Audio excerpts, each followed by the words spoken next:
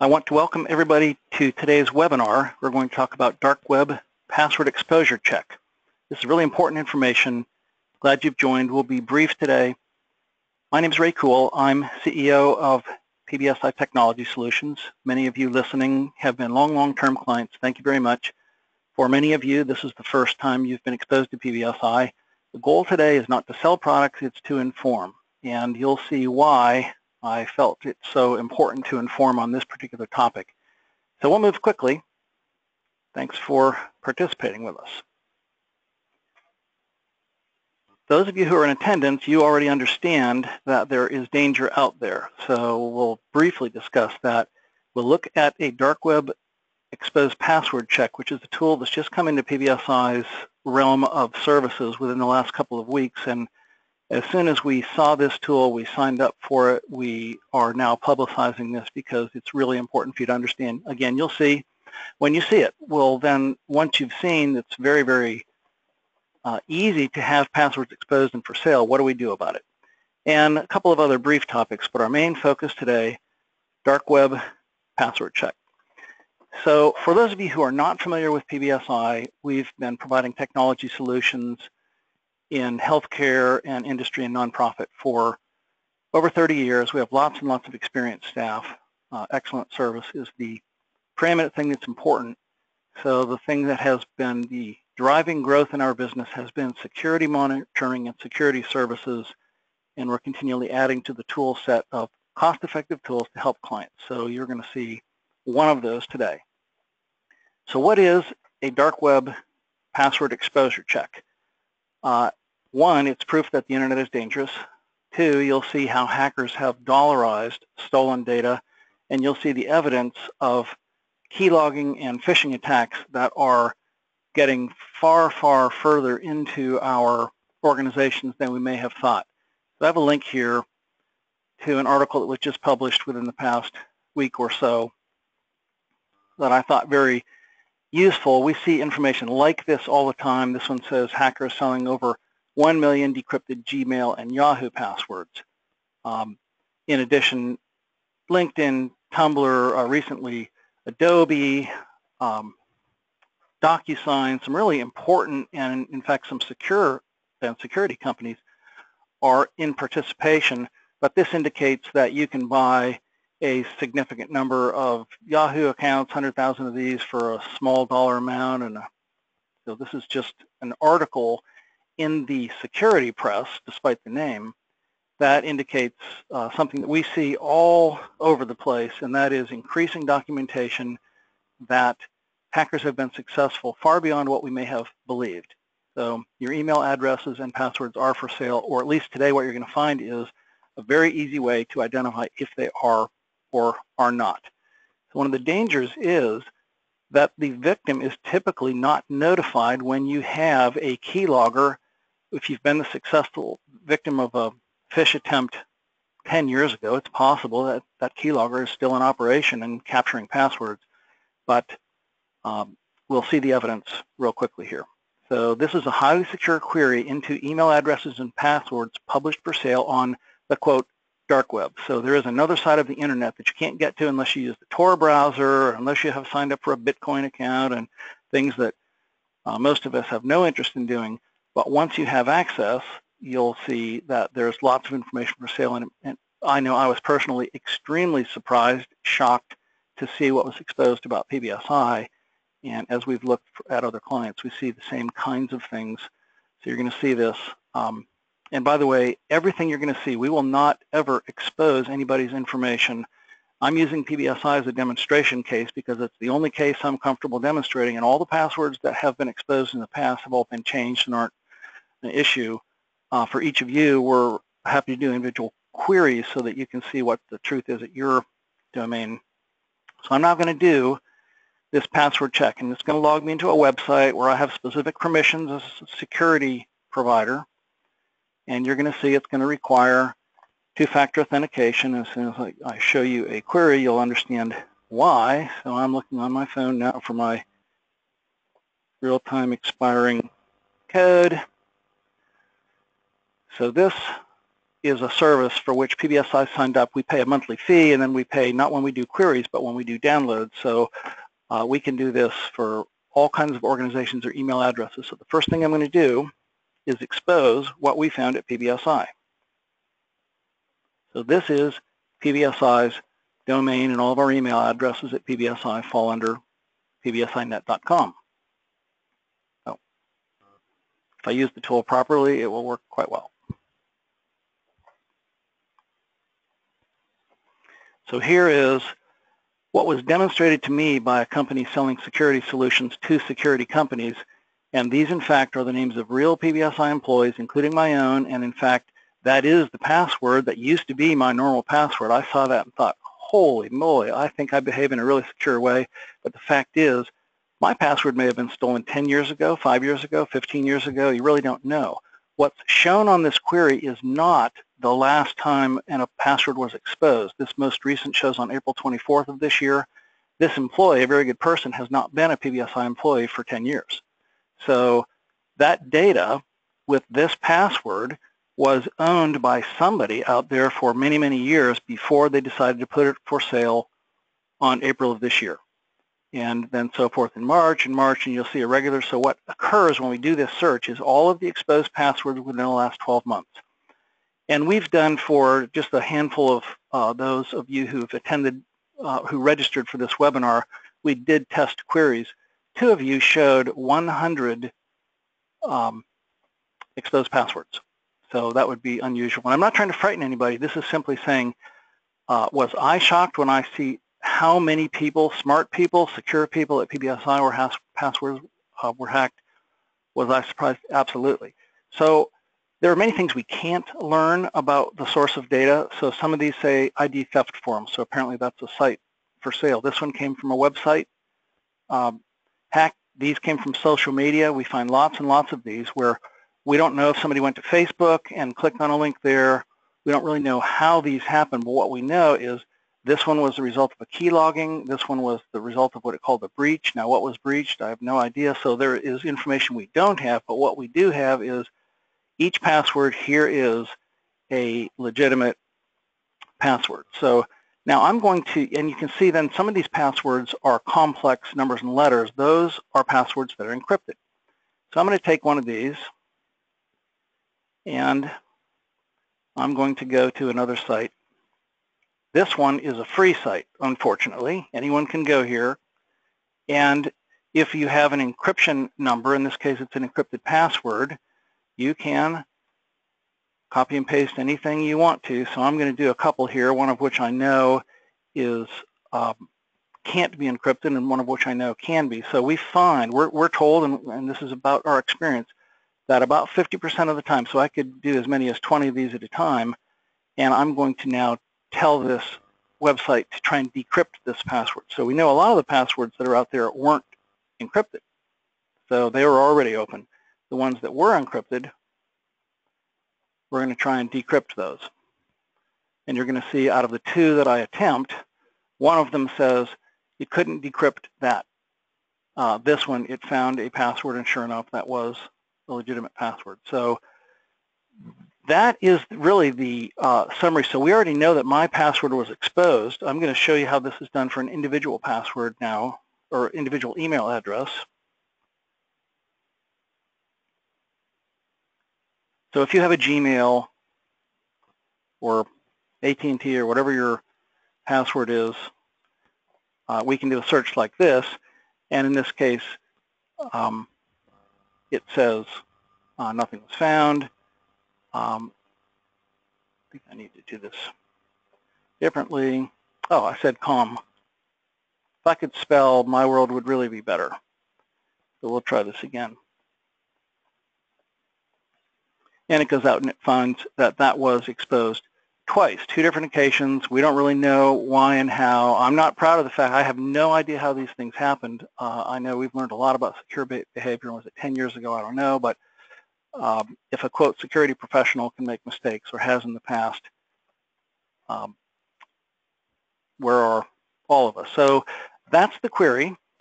And all I'm going to demonstrate about that. So what you should know is the likelihood of your passwords being exposed out there is very, very high. So what do we do about that? So number one, exactly what I did the day after I saw this demonstrated for me for the first time, the day after we signed up for this as a service provider, I changed all my passwords.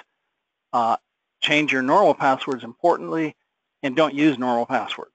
So these are complex problems. Many of you listening to me say, yeah, that's easy to say, but you don't know how many passwords I have, and I have no way of remembering them all. But a little bit more on that.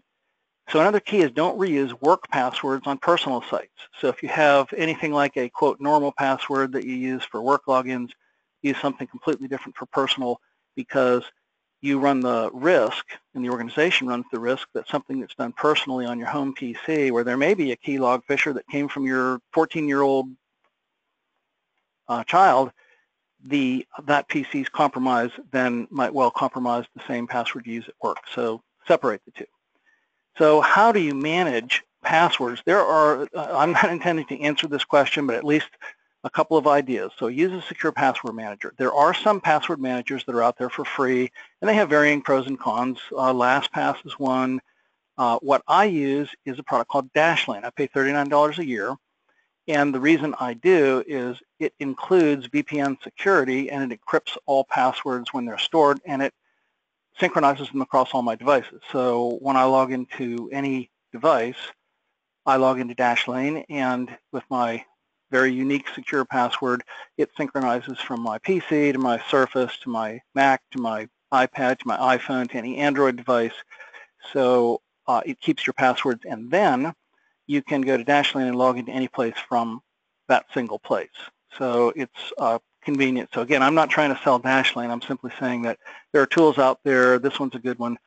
The reason that I signed up for Dashlane, I remember the day, was when I got an email that was a tech article. So we're a security company. We subscribe to many security blogs and emails.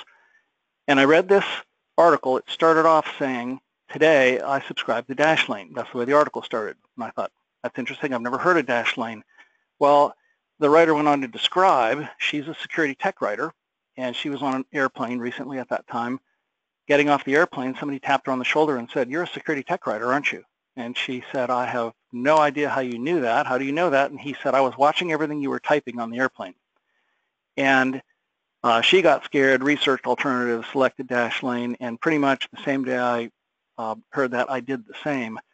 So the idea there is public Wi-Fi is not secure whatsoever. Anything you're doing on public Wi-Fi, Starbucks or whatever, use it for Google searches, fine. Don't use it for anything you're going to log into.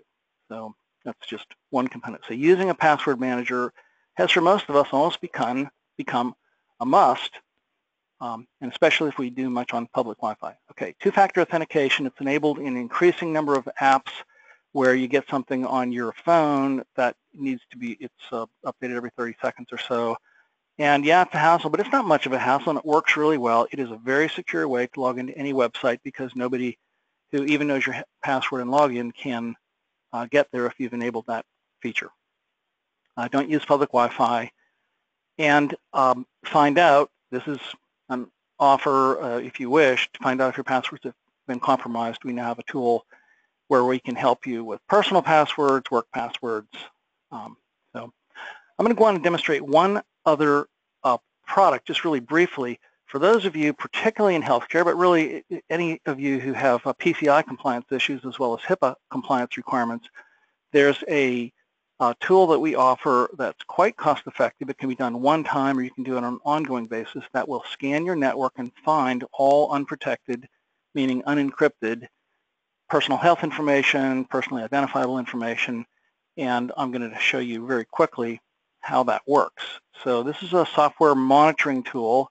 So for many of you, we do your security monitoring, and so we know the status of your PCs and servers, and I have that screen in front of me. I'm not demonstrating because I want to make this webinar really focused. If you want to know more about web monitoring and how we do this, feel free to reach out. We have webinars and recorded webinars on this topic. We're happy to help. But today, I'm going to look just for PCs at PBSI that have the name Ray in them, because I'm going to, again, use myself to demonstrate this tool. So what is this tool I'm going to demonstrate? It is a risk scan software that uses patented technology to get inside every device on your network.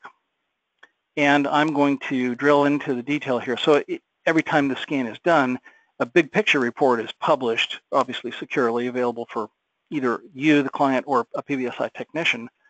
And it identifies, so here are the locations where we identified a new PHI that wasn't there yesterday.